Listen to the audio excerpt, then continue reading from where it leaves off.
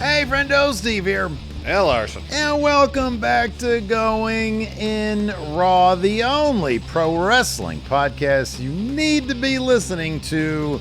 On today's episode, we've got the lowdown on SummerSlam 2025 Night 2, where John Cena lost to Cody Rhodes in the undisputed WWE Championship street fight match. Not just John Cena, the real John Cena. Yeah, so on SmackDown on Friday, they did, we talked about this on yesterday's SummerSlam recap. John Cena and answered Cody Rhodes' challenge to bring back the real John Cena. And he did that. He was like, yeah, okay, I'll be the real John Cena again. And then they had a beer. And, we had speculated, what does this mean? Is it a big ruse because they had done the big angle at WrestleMania where Cody couldn't bring himself to hit him with that title? Is John Cena going to somehow use that against Cody? No. In fact, they had a phenomenal match. John Cena was a face. Neither man, even though Cody tried, John Cena didn't try to use the title, but Cody did, and he missed. John Cena was able to evade it. But regardless, a killer match between these two. That saw face John Cena just be face John Cena, and that was it. He lost the title in a really great match. It was a fantastic match. There could have been an opportunity for something really interesting if they had done the face turn during the match. If it was a situation where he had that title and the crowd's cheered for him, and the past he's used that as seemingly against R-Truth, his ruse.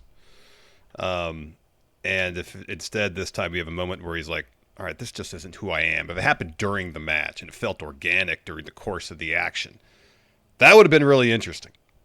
We said both privately via text and on the show yesterday that if this is just John Cena turning face on an episode of SmackDown right before this huge match, it's kind of lame. And the match was great. The quality of the match, as great as it was, I don't think necessarily covers up for that kind of deficiency in the creative, although everybody's going to look past it for a number of reasons. One, the match was great. What happened after the match is going to be generate a lot of conversation, not so much how John Cena actually turned face, but Cody comes out of this match, and for the first half it has the upper hand because he's not afraid to take it to John Cena. He's willing to take his shot. And it's the story of both of them going back and forth, hitting each other with their best shots, so they think, and their opponent kicking out. And at one point, Cody does one of the bottom turnbuckles and starts hitting John with it. It's like, just stay down. Just stay down. Of course, it's a Super Cena. He doesn't stay down. Yeah. And after John Cena hits a Super AA, Cody kicks out. Cena gets a table, sets it up, looks for another one through the table. Cody reverses that to a Cody cutter type thing. Yeah, follows with a crossroads to get the win, and then after the match, he says to Cena, "I'm sorry to do all that to you." I'll disagree with you slightly here. The match mattered more to me than the angle. I thought the match did make up for it. I thought that it's been an uneven, inconsistent heel run anyways, and this seemed like a way to just say sort of like, you know what? Let's just get him back to what really honestly felt like, I don't know what the rest of his matches are going to look like, but I can't believe they're going to be topped by this. This felt, because for his 17th title, dropping that was such a big deal. Was it the most compelling story in the world? Him just saying, you know what? A lot of people convinced me to do this, and then they ditched out of me, and then I was sort of stuck on it. From the get-go, we've been saying since Elimination Chamber, so we've been saying this for 7 months now. We've been saying it would be interesting if they did this. Oh, what was this flicker of something we just saw? It would be interesting if they did this. Oh, what was that? And then they just sort of dropped all that. It hasn't gone the way I think it could have gone to maximize the potential of John Cena being a bad guy. That being said, all I asked for is a killer match, and if you can tell a cool story within the context of that match, and the intrigue from SmackDown heading into this. Oh, is he going to turn heel? Is he going to use this as a thing? No, but God damn it, this match is good. I don't know. That sort of was enough for me. I was fine with it. Could it have been more? Sure, absolutely. How often do we say that in pro wrestling? A lot. Pretty much all the time. And so I was fine with it. It ended, my version of SummerSlam Night 2 ended with John Cena in the ring being appreciated by fans. We'll talk about the Brock Lesnar stuff here in a moment. But in terms of the John Cena, the conclusion to his heel run, I don't know how history is going to judge this. I've said this before. I feel like the John Cena heel run is going to be thought of as memorable but inconsistent, but the story of 2025. That would be story of 2025 is, very inconsistent as opposed to, a couple years prior. The moment he turns heel at Elimination Chamber is going to be remembered quite fondly because it was a shocking moment. It was a moment the fans had called for a number of years and wanted to see what a John Cena heel turn would look like and what a heel run executed, from John Cena would look like. But as soon as we got to WrestleMania and realized, nope, The Rock's not involved in this anymore, it started to fall apart. It did. And I guess if the heel turn, the way the heel turn ended kind of fit in with how it operated since or after Elimination Chamber, which is, well, heel John Cena's, we kind of have to fit him into whatever story we're telling at the time, as opposed to seeing any sort of real vision behind where the story of John Cena as a bad guy is going and how it's going to resolve itself so he's a babyface by the time he wraps up his retirement tour. And it's a bummer because I feel like we could have got some really interesting moments with that evolution of heel John back to face John. And it was kind of disappointing. They just kind of be like, all right, we'll do it in this promo here and kind of get it out of the way. But again, it is fitting for how WWE is, in a lot of ways, the entirety of the end of SummerSlam Night 2 is fitting in terms of encapsulating how WWE seems to be operating these days. Yeah, which is perplexing. Yes. To say the least. I guess we can get into it. Brock Lesnar came back after the main event. Showed up, Michael Cole losing his shit, saying, holy shit, Brock Lesnar's back. And, you can't help but think, wait, why was he gone again? And so he comes back and just does the normal Brock Lesnar stuff. I got tired of this, 8 years ago. Yep. He just does the same. He goes and does his F5 and then he leaves. Yeah. I thought the perfect end to Brock Lesnar would have been that big match, the one he had with Roman to unify the titles. I think that was at Mania. Yeah. Where the ring collapsed or brought out the tractor, whatever. No, that was the SummerSlam match they had after that. That was the after one. Okay. Yeah, where if Brock lost, he couldn't challenge Roman for the title. Okay. I thought that was a good end. Him just buried in a bunch of shit. We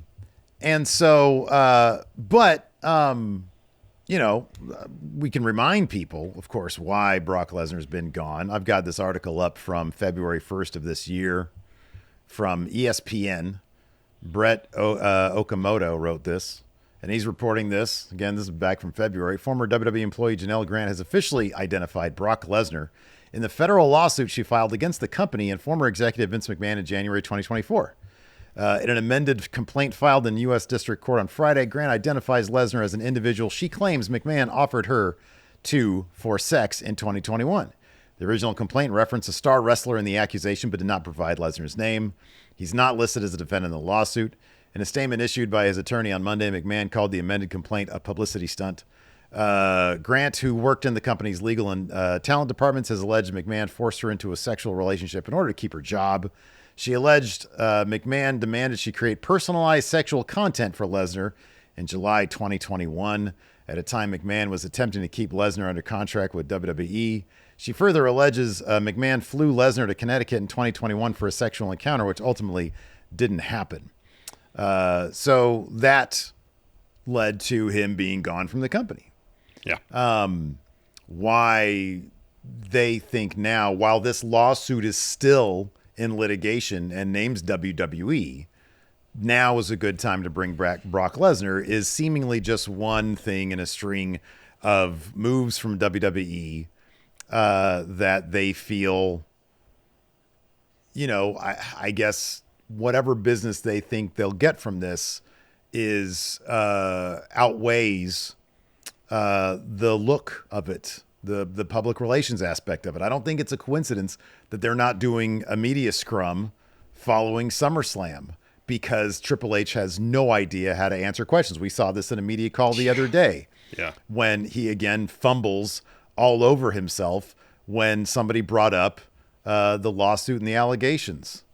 He doesn't know how to answer a damn serious question.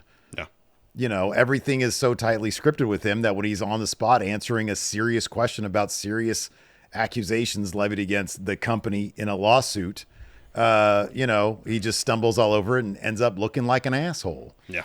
So, I mean, that's just, I enjoyed SummerSlam night 2 just fine. There were some really good matches, but, we just got to go back to, hey, you know what? Back when we were reviewing this stuff, when Vince was running things, hey, he's got to look past the fact that we all knew he was a scumbag, and just appreciate the product for what it does deliver on in terms of entertainment. But it is interesting to me, and it's just, I don't know what Triple H and Nick Khan expect to get out of this. They show an incredibly unpopular president with the fan base and with a large part of the country and the world.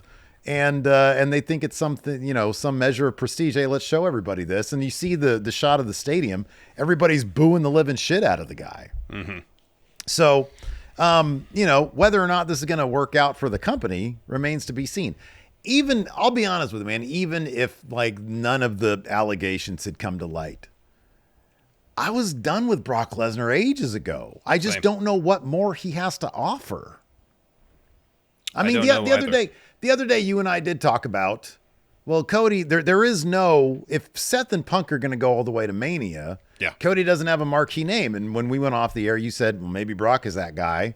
Oh, well, they just did Brock and Cody last year, 2 years ago, whatever it was. Yeah, after Cody lost to Roman. Yeah, and I know Cody's got the title now, and that makes things different, I guess. But do we really need that? No, we don't. We don't need Brock back at all. We don't. I don't understand what there is to gain necessarily from bringing him back. I just don't get it. What is he going to do that's going to generate any sort of business? It's an incredibly tone-deaf move in a series of tone-deaf moves they've made all weekend and weeks prior to bring him back. I don't understand it. I don't get it.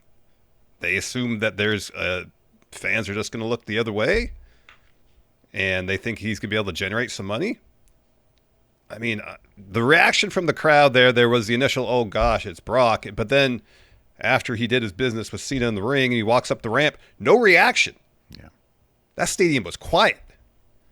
And it's going to be interesting to see what the crowd reactions are going to be week after week when he's on TV building up to this inevitable match against John Cena, wherever that might be, whether it's Paris, Perth, maybe they wait till Survivor Series. I don't know. But, there's a good chance the crowd is just going to boo the shit out of him. And I hope it happens. Because this is just, it's a confusing, beguiling move from WWE's part to bring him back. I don't get it. And by the way, it's going to be, the funny thing is you and I have this ongoing joke, and it's exactly that. It's a joke about WWE using our reactions for big events. It's going to be funny to see the streamers who reacted to Brock Lesnar. They're going to get you guys. You guys better start emailing some people. I'm not sure I want, because dude, yeah, man, I don't know. That's going to be kind of funny. I don't know. It's just going to be kind of funny. Yeah. Oh man. Yeah. I don't know. It's like, dude, come on, man. What is this here? I'm just looking at Twitter right now. BJ Bethel here on Twitter says Brock Lesnar's name is mentioned and cited 44 times in Janelle Grant's amended complaint against WWE and Vince McMahon. Yeah. And it's like, dude, you're not going to do, of course you're not going to do the press conference because Because that's why. Because Yep. you know Yep. you're going to have to answer questions now Yep. that you don't want to answer because you don't have a good answer for them. Nope. Allegations are allegations. What can I say? You know what I mean? Like, dude, how long have you been the guy who wants to be the face of the corporate company? That's basically what Unreal is about. Yeah. Yeah. Well, then you got to learn to step up and answer some questions about this kind of stuff. Exactly. Instead, he goes out there and embarrasses himself anytime he's forced to answer any sort of question with any sort of weight to it. In any event, I thought SummerSlam Night 2 was a pretty big improvement over SummerSlam Night 1. We're going to talk about all that here in just a moment. First, we got some sponsors for the show. So we can go ahead and talk about them. This episode of Going in Raw is sponsored by BetterHelp. Steve, whenever I go on internet, I usually find that I'm overloaded with all sorts of people trying to dole out all kinds of advice about mental health or wellness and stuff. Yeah, I get that too. And it could be a lot to navigate, which is why it's important to use trusted sources and talk to live therapists to help you break through all that noise. Yep. And I definitely needed some help breaking through all the noise when I was dealing with severe anxiety in my mid-20s. And therapy helped me learn the tools I needed to better cope with my anxiety and get me on the path to becoming a better Larson. And with over 30,000 therapists, BetterHelp is the world's largest online therapy platform, having served over 5 million people globally. BetterHelp is also making therapy much more convenient. You can join a session with a therapist with a click of a button so you can fit therapy into your busy schedule. And you can switch therapists at any time. As the largest online therapy provider in the world, BetterHelp can provide access to mental health professionals with a diverse variety of expertise. So talk it out with BetterHelp. Our listeners get 10% off their first month at betterhelp.com/raw. That's BetterHelp, HELP.com/raw. And this episode is sponsored by Tempo. Summer might be winding down, but I know, Steve, our schedule's still very busy. Plus, back to school season is on the horizon, all of which makes it tough to plan nutritious meals for ourselves and our families. Well, instead of settling for fast food, maybe try Tempo. Tempo serves up fast, feel-good single-serving meals, which takes all the guesswork out of eating well and are crafted to cook in just 3 minutes, so you can eat well without sacrificing taste or convenience. Tempo also offers new recipes each week, like braised red wine beef and bistro-style garlic Dijon chicken that are made with real, nutrient-rich ingredients, so it's easy to keep up with your healthy lifestyle. Steve, I like to get my protein in every day, and Tempo offers a range of meals for different dietary preferences, including fiber-rich, carb-conscious, and yes, protein-packed options. Yeah!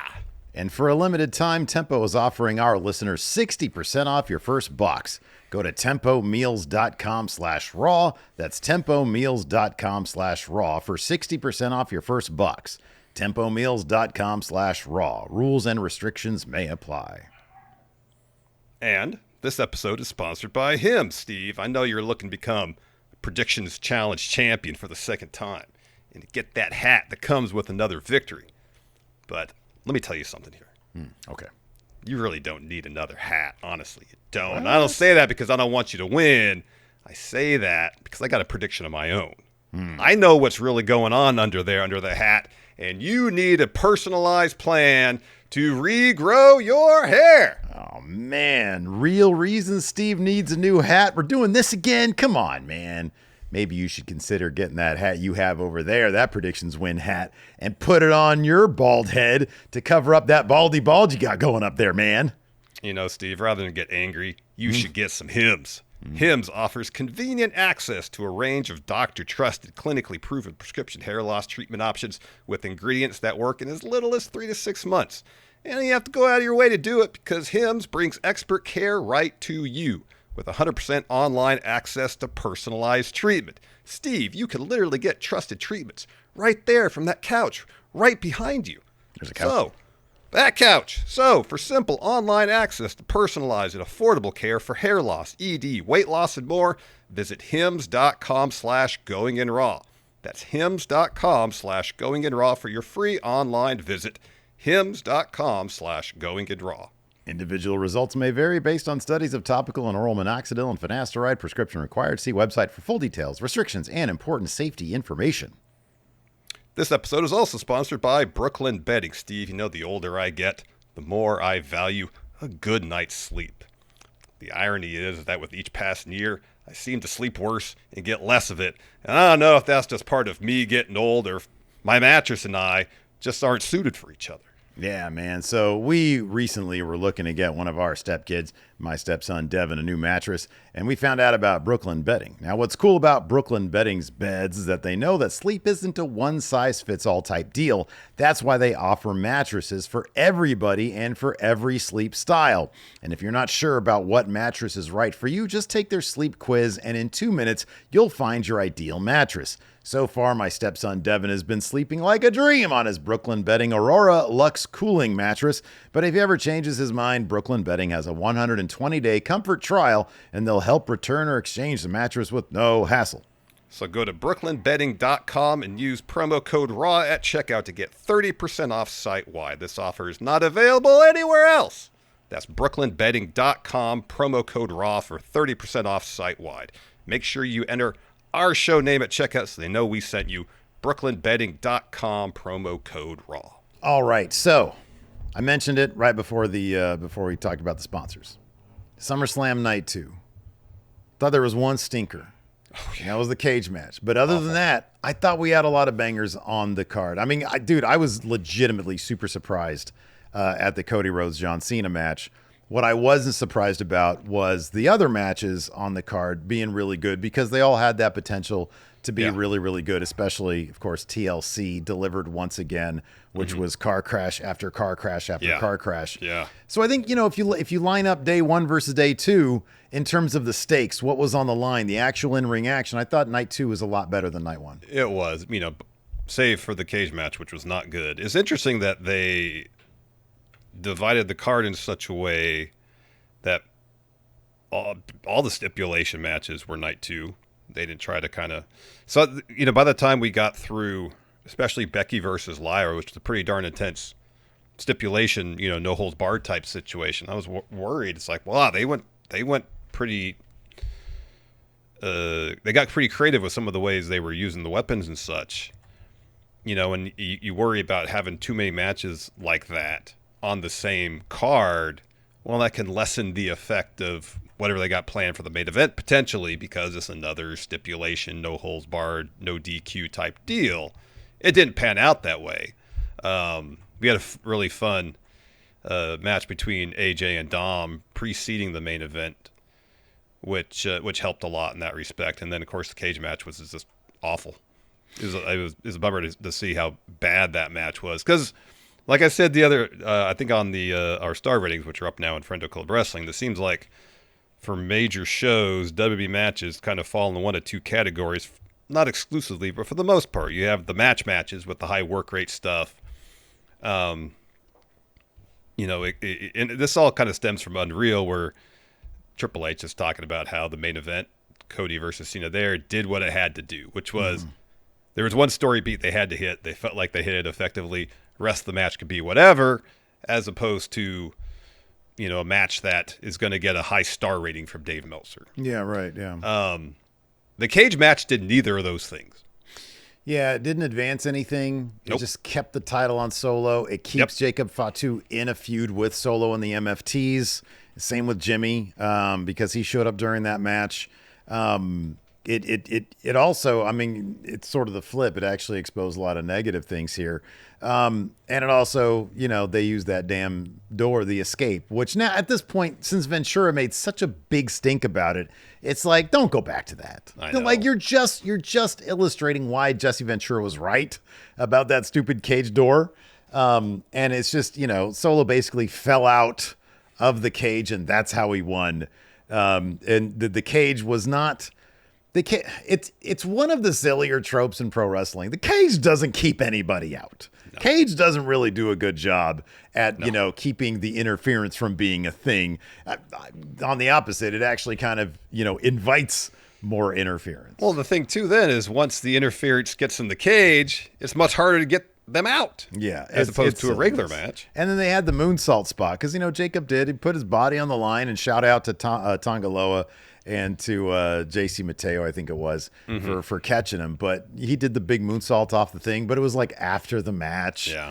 So, I don't know, man. It was definitely the low point. But you take that out, and my God, yeah, you already mentioned a really fun match with AJ and Dominic, which like had elements of comedy to it, which I thought was really good. And a lot of shout outs to Eddie Guerrero during the course of that match as well. Is it just me, or is Eddie like quickly shooting up that list of most influential wrestlers? Because I mean, in terms of direct shout outs, but yeah, that was really good. The triple threat that opened it, I thought was phenomenal. Yeah, it was really good. And then you follow that up with the TLC match. That was amazing. Becky versus Lyra, I have some sticking points with it, but I thought it was really good.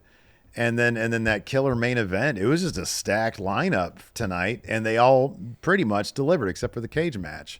So yeah, I thought, all in all, I thought SummerSlam Night 2 was a wild success. And then of course they do that shit at the end where it's like, oh, what? Now I'm just scratching my head. I'm like, really? Like, man. You could have a situation where coming out of Night 1, Night 2, a better show, people talking about, wow, what a great show. What a great main event, Yeah, the cage match might not have been great, but 5 out of 6 matches were really good to awesome. Yeah, that could have been the conversation.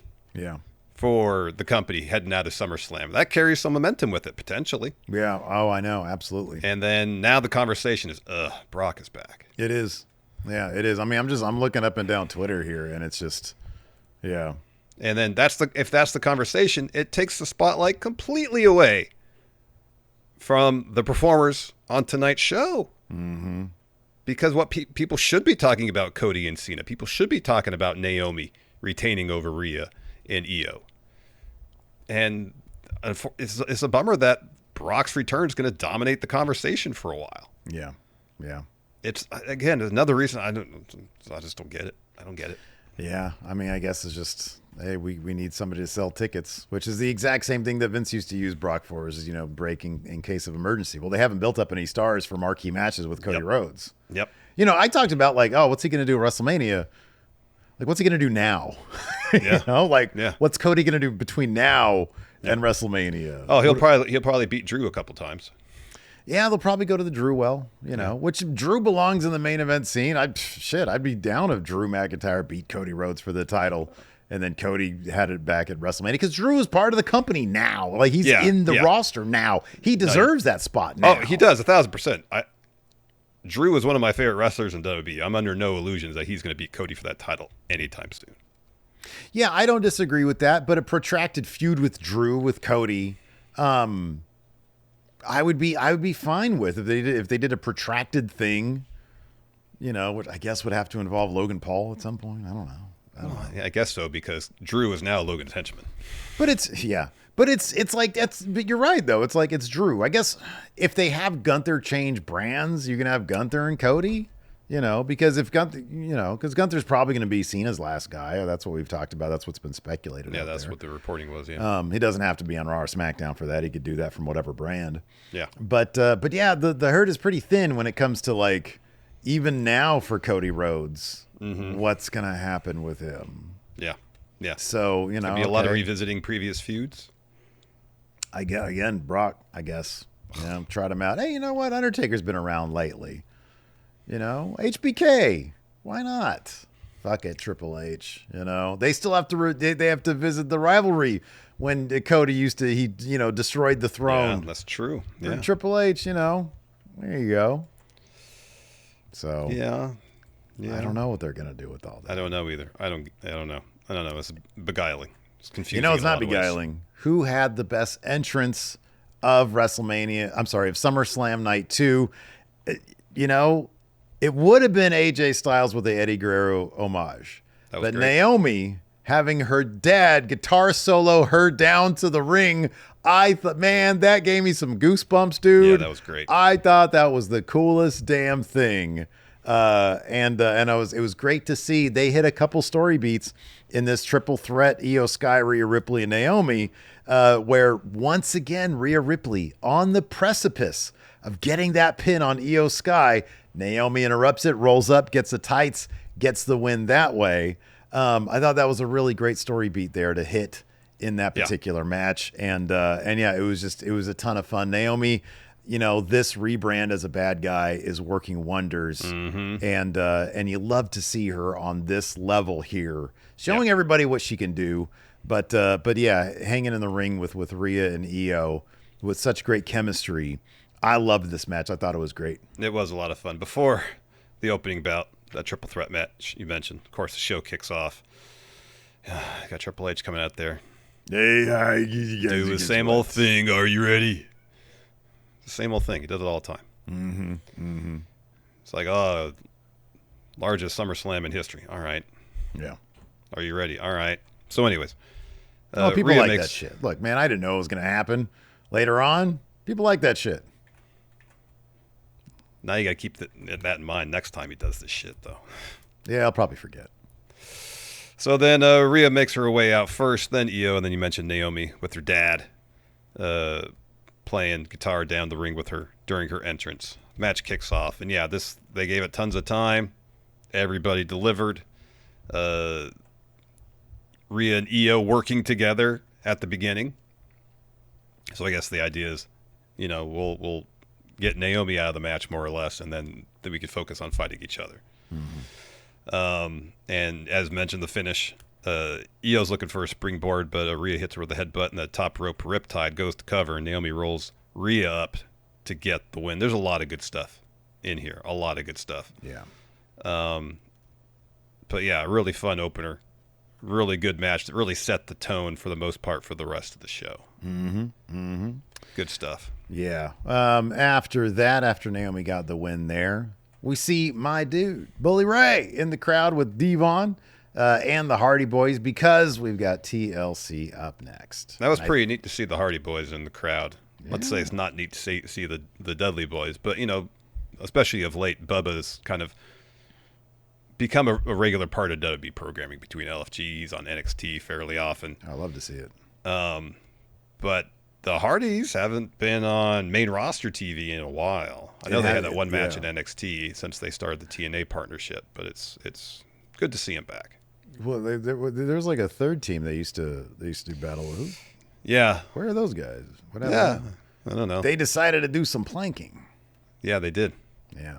They got a board you can do planking on. They got a planking board. Do you know what's special about the planking board that they offer? So they have I have looked like I watched a trailer of it, I think, or looked into it. So, it's probably about the small basketball hoops that you get and you can put above your doorway. Yeah. It's a little bit larger than that, but shaped similar if memory serves.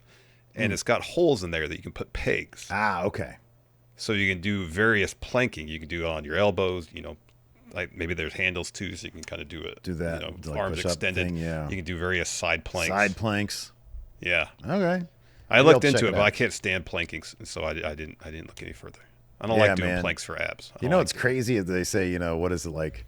The faster you travel, the closer you reach like the speed of light, then you start going forward in time or some shit like that, back and down or whatever it is. Yeah, whatever it is. Yeah, that's how planking is. Because you turn on you're like, I'm gonna do a 30-second plank. You turn on your timer and you sit there, you're just like, God damn it. Oh, time slows to a crawl. Look around and then you look and I'm like, how is it like only 5 seconds have elapsed? Yeah. And it feels like it's been a minute. Yeah. Anyways, TLC was amazing. Oh my God. It was one spectacular car wreck of a spot after another. They just had a TLC match on SmackDown right after WrestleMania. Sure. That was a spectacular match. That had the same kind of car wreck nature, but I felt like it just had a little bit more drama to it. Oh, man, I don't know, dude. The drama of the match, like the inherent drama of TLC is shitting myself through this entire match, man. Because you're like, oh shit, they're going to do something that's insane. Yeah. Please don't get hurt. Yes.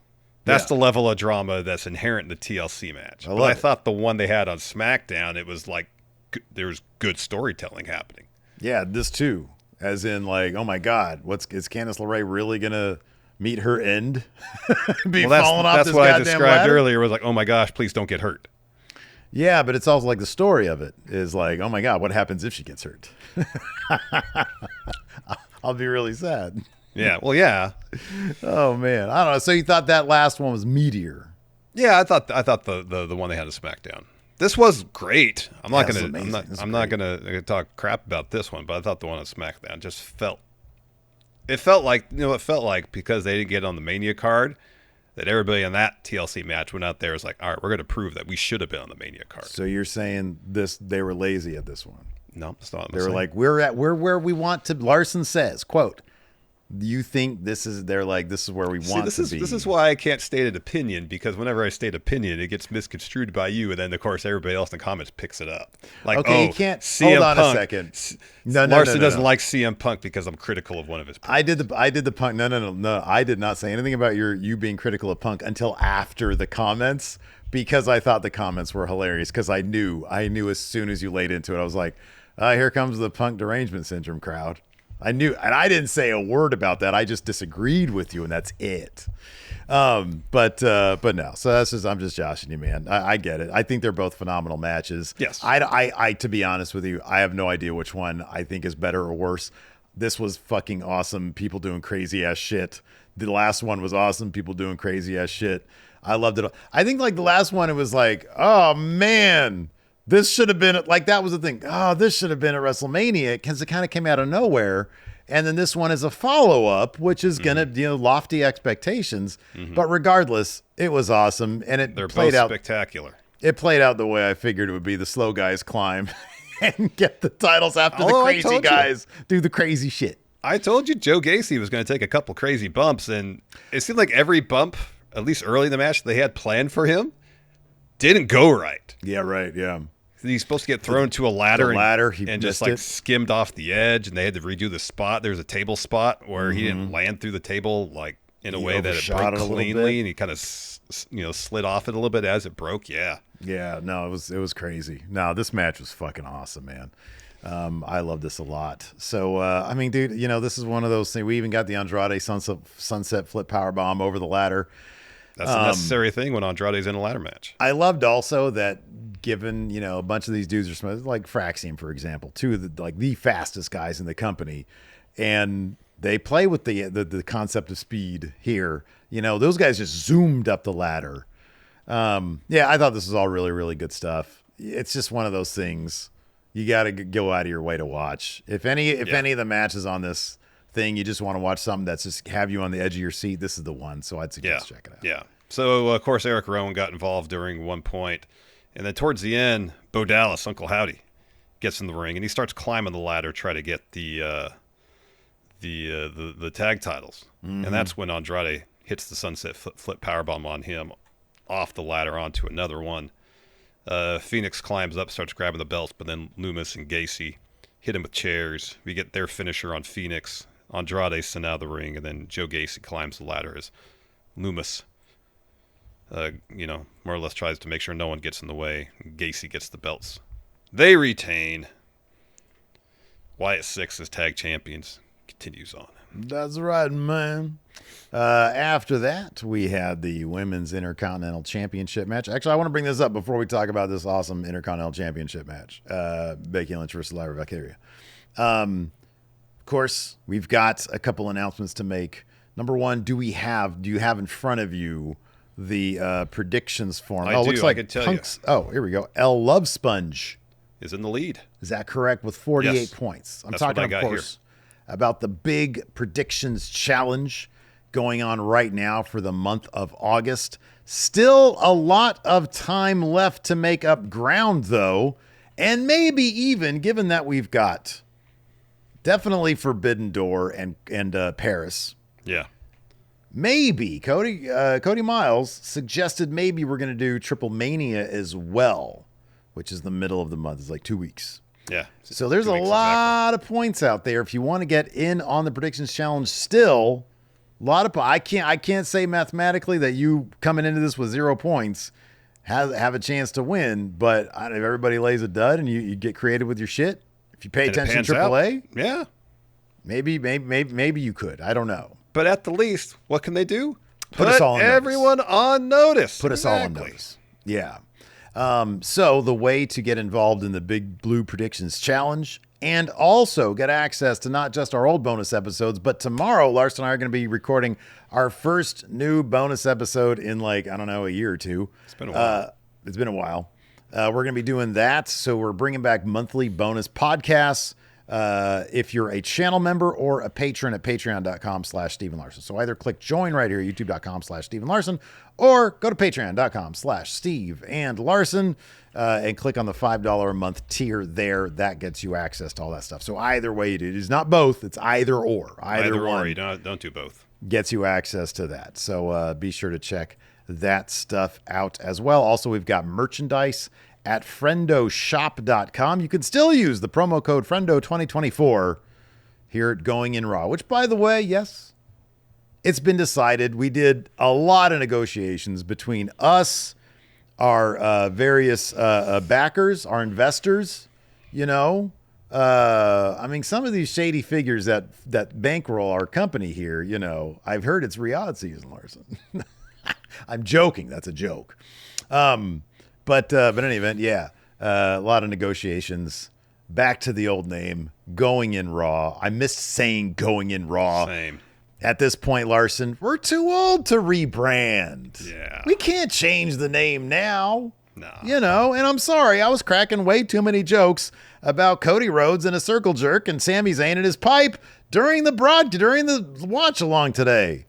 We can't be some sanitized version of us. We got to be Going in Raw. Yeah. It's a sexual innuendo, Yeah, I'm aware of that, yes. All right, just making sure you remember. I'm aware. All right, so yeah, we're back to being Going in Raw. We're back. Good 4-month run. Sold some merch. It was nice. Yeah. It was nice. We're back, though. We're back, though. Anyways. Let's talk about this Women's Intercontinental title match. It's the second longest match on night 2. Yeah. And I thought this match was great. It was, what was the exact stipulation? No holds barred. Is that what it was? No DQ, no count out, last chance match. That's what it's listed here.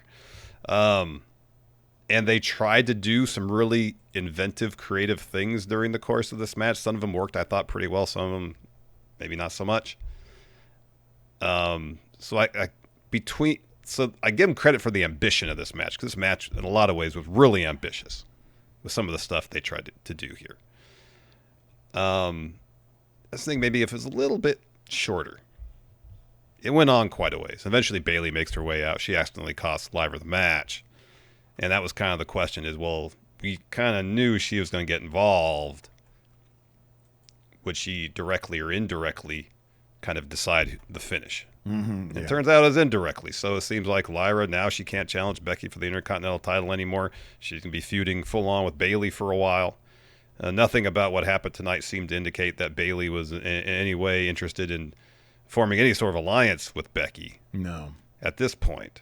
So it just seems like Lyra and Bayley will feud. Becky, still Intercontinental Champion, will move on to feud with somebody else.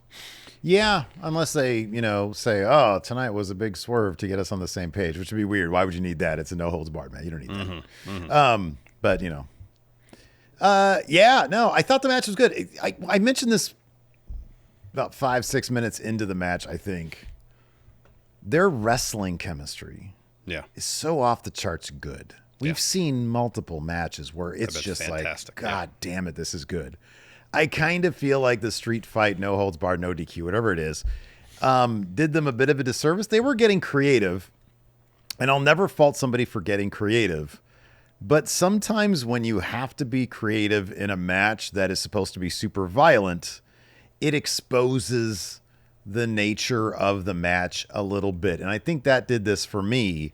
That being said, I still think it was a really, really, really good match. Really good, yeah. Didn't really do the same thing for me as their previous matches did.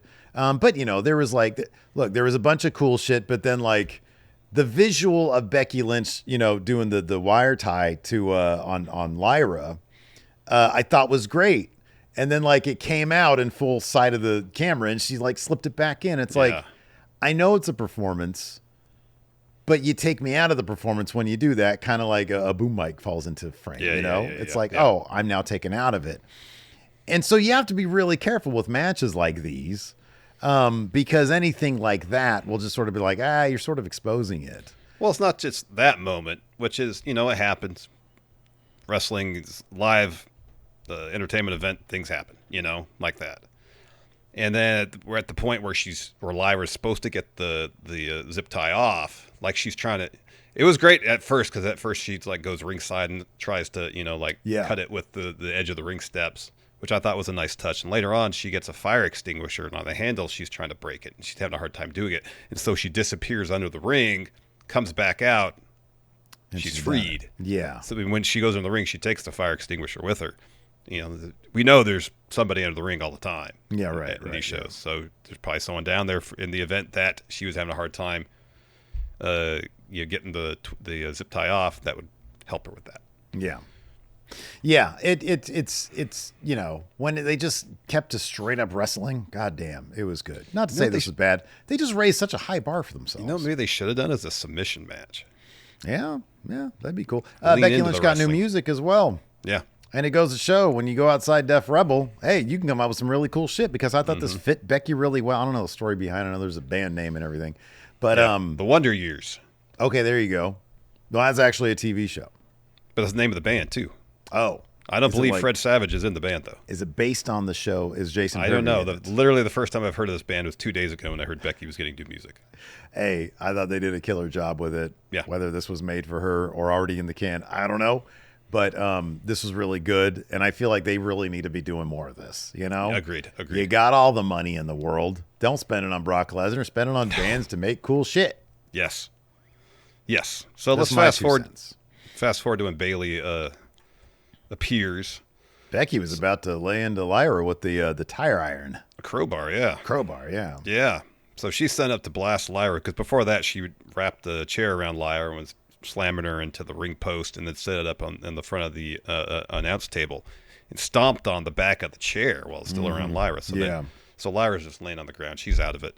Becky picks up the crowbar, is about to hit her with it. Bayley shows up, grabs the crowbar, and Becky's like, yeah, use it. Use it on Lyra. Instead, Bayley throws it down. Becky's looking to hit her with a fistful of chain. Bayley blocks that, takes out Becky. Bayley throws Becky into the barricade, misses a running knee, and then Becky gets herself up because there's a table ringside. And Lyra comes in from out of nowhere. This was flying into frame with a leg drop. This was great Becky TV direction. Table. It was nuts. Yeah. So then Lyra rolls Becky back in the rings looking for a Nightwing, but Becky gouges her eyes looking for a manhandle slam. Lyra escapes that, but in the process, Bayley gets on the apron with the fistful of chain, takes a swing at Becky, misses, Lyra eats it. Becky follows with a manhandle slam to get the win.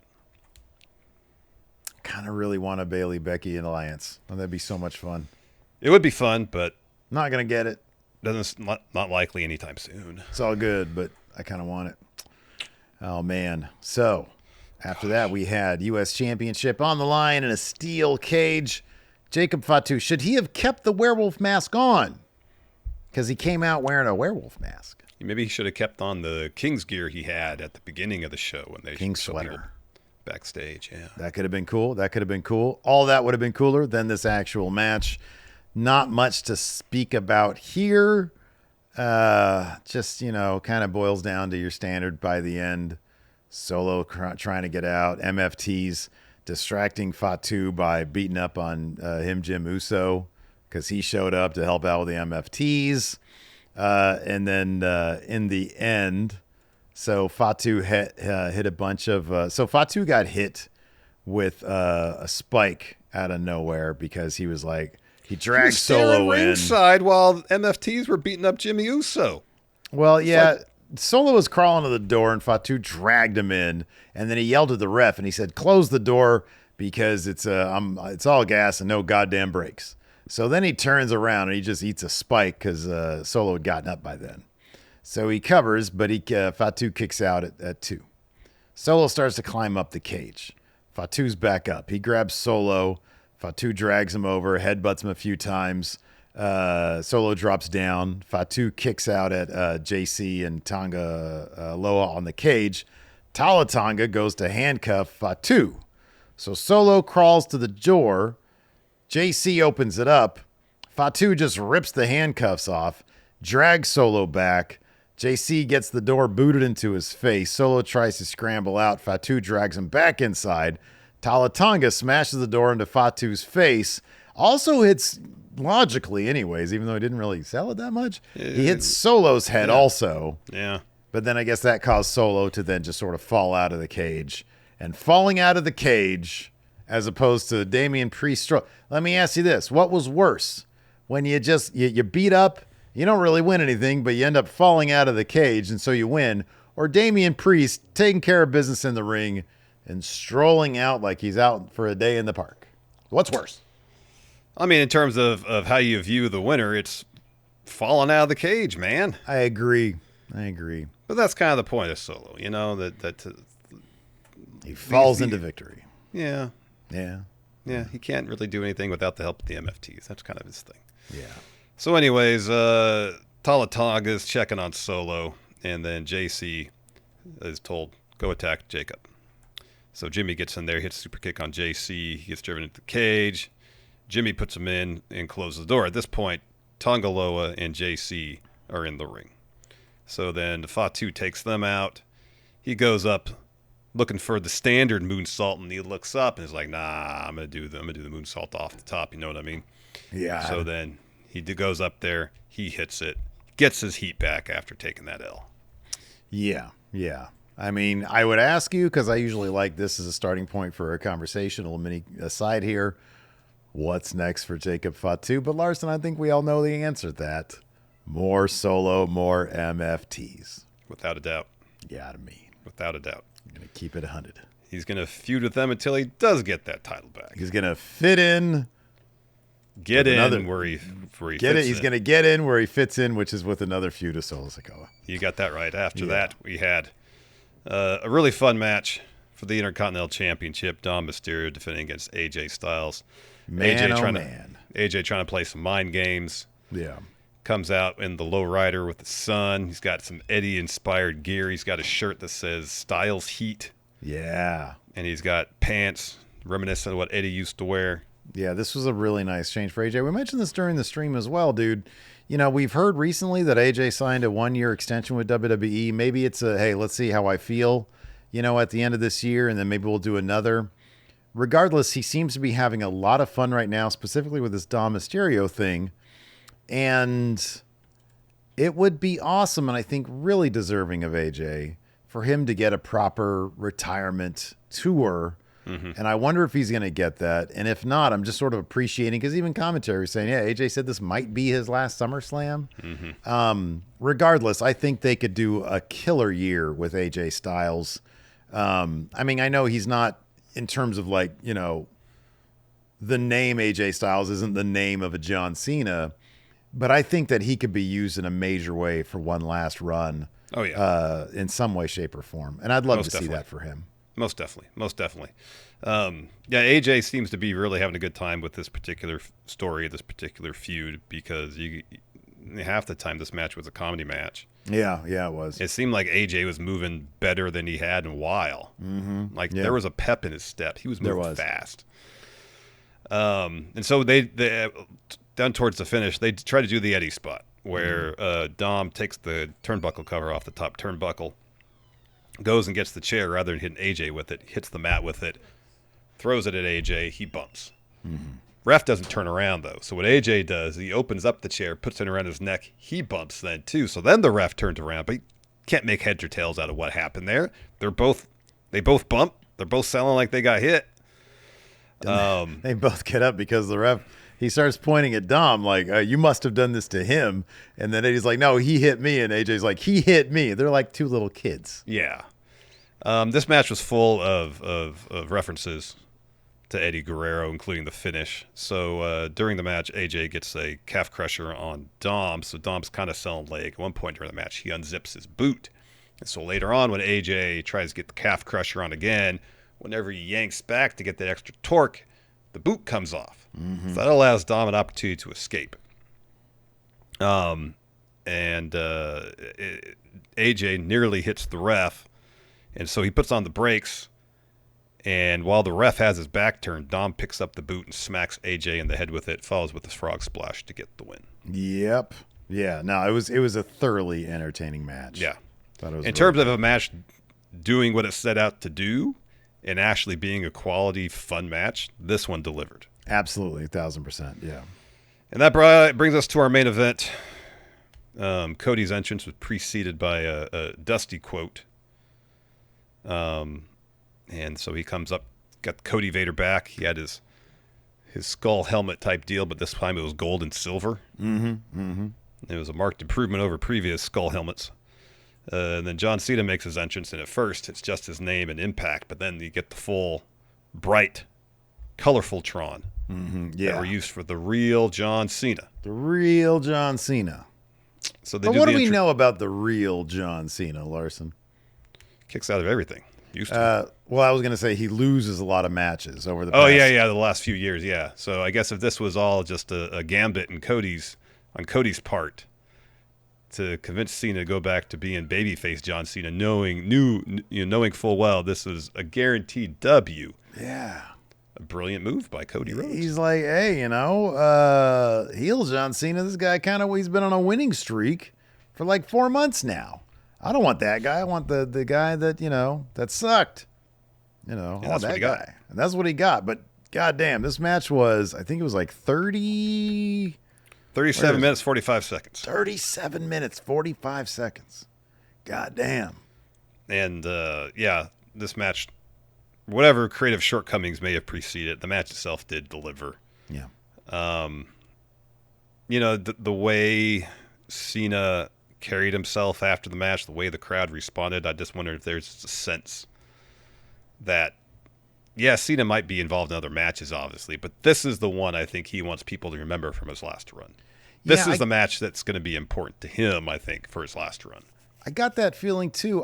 Even practically speaking, maybe if they give him, Gunther for his last match, he ain't going to go 37 again. This match, the one where he lost the 17th, I think he's probably thinking, I have to give everything I have to this match. And then I got to give everything I have in December. Mm-hmm. And between then and now, look, I can take a couple F5s. Yeah.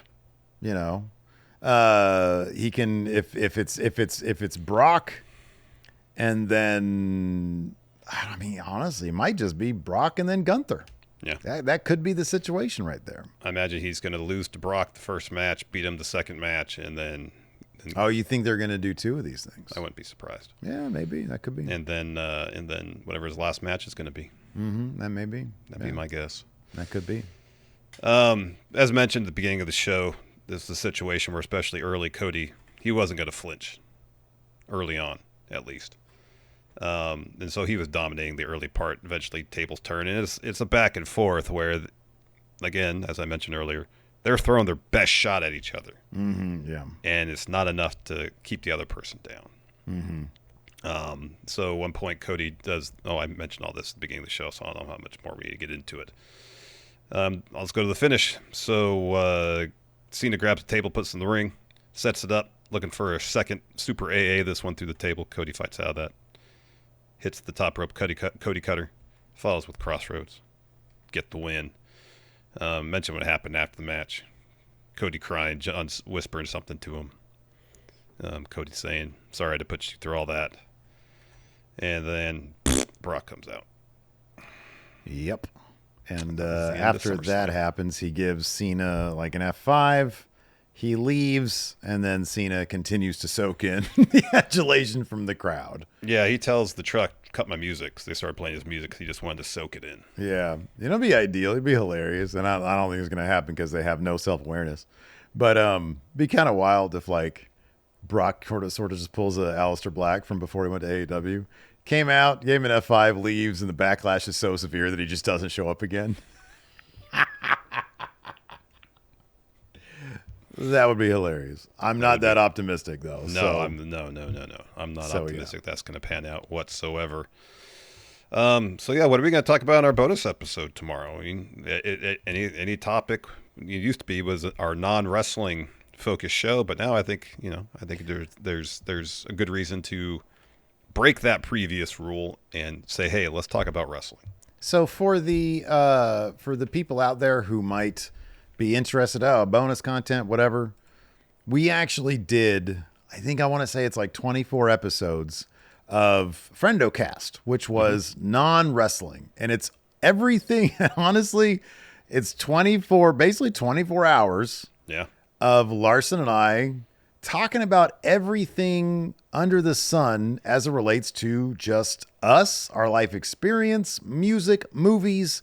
But I think the stuff about us and our life experience and whatnot, I think there's some really good stuff in there. And so that's all still there. It's all available that you can check out. It's in the archives. It's all properly organized, at least on Patreon. I'm actually working on like a full directory that I can post up and pin of all our bonus stuff. But that stuff is up there. So we've kind of talked that out, all the, real life stuff. We'll still answer any question anybody has, even if it's redundant. We'll still answer that stuff. So we have question threads up now for the bonus stuff. But I don't know, give it some thought and I don't know. I don't know. I think it's the sort of thing where maybe here's an idea.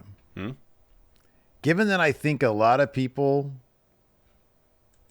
that might not get us, might not be ready to hear how we really feel about the current state and how we see WWE right now, this Brock stuff, the presidential fitness stuff. I think the friendos who are supporting us a bit more might be interested in hearing our real thoughts about that. All right. I like to keep things light on the regular show, on what we do, because I understand that we can provide an escape for people. There might be people out there who are so overwhelmed by what's going on in the world that they're like, I just want to hear you talk about wrestling. I get that. I understand that. And that's why I usually, unless it's like right there for the taking, I'm not going to address that stuff because I get it. Sometimes if I'm just so overwhelmed by stuff, I want to turn to something that I don't want any part of what's going on in the real world. It's escapism. Sometimes we need that escape. But there might be people out there who are interested to hear us really talk openly about what it's like to deal with the WWE, reviewing WWE content, how to separate that element that we might not feel comfortable with, whether it's the Saudi stuff or, the Trump stuff or, whatever. Yeah. Maybe we can talk about that. All right. That's a good idea. There we go. So there you go. Anyways. For those of you who really want nothing to do with that, then you skip it to the next one, I guess. Yeah. Anyways, that's going to do it for this review of SummerSlam Night 2 2025. Let us know what you guys thought in the comments below. Of course, tomorrow we'll be back with or depending on when you're watching this later on today, over at the Friendo Club Wrestling channel. We'll be doing our star ratings over there. At WrestleJuice, my side gig, my solo gig, I'll be doing hot takes over there. So check out youtube.com/WrestleJuice or youtube.com/Friendo Club. I think it's Friendo Club TV technically. Or just do a search for it. And there you go. Till next time, we'll see you guys around. Goodbye.